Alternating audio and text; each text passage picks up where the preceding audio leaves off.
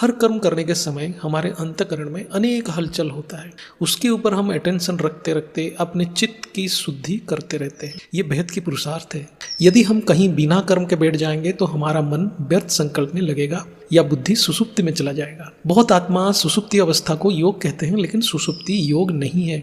योग में बुद्धि जागृत और शुद्ध होता है, सुसुप्ति में बुद्धि विश्राम लेता है। इसलिए बहुत आत्मा कहते हैं हमें योग में शांति मिल रहा है, लेकिन वो समझ नहीं पाते हैं वो सुसुप्ति है, परम शांति नहीं है। बुद्धि की सुसुप्ति अवस्था भी बहुत आरामदायक है, उसी को आत्मा शांति मान लेता है। बुद्धि की सुसुप्ति अवस्था में मन अहंकार में विलीन होता है और इंद्रियां निष्क्रिय हो जाता है, और अहंकार जड़ शरीर और संसार की अभाव में बुद्धि में विलीन हो जाता है। ये एक प्रकार आत्मा की नित्य प्रलय है। नित्य प्रलय और योग दो अलग अवस्था है। यदि आत्मा ज्ञान में पक्का नहीं है तो बैठ के योग करने के समय में सुसुप्ति को प्राप्त होता है या स्वप्न में लीन हो जाता है, अनेक दृश्य में लीन हो जाता है। इसलिए यहाँ कर्मयोग को बहुत महत्वपूर्ण कहा गया है।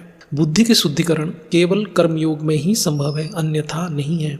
इसलिए श्री कृष्ण अर्जुन को युद्ध क्षेत्र में अपने उचित नियत कर्म के ऊपर अटेंशन देने के लिए कहे थे। ये कभी नहीं कहा कि जंगल में जाकर ध्यान लगाने के लिए चले जाओ।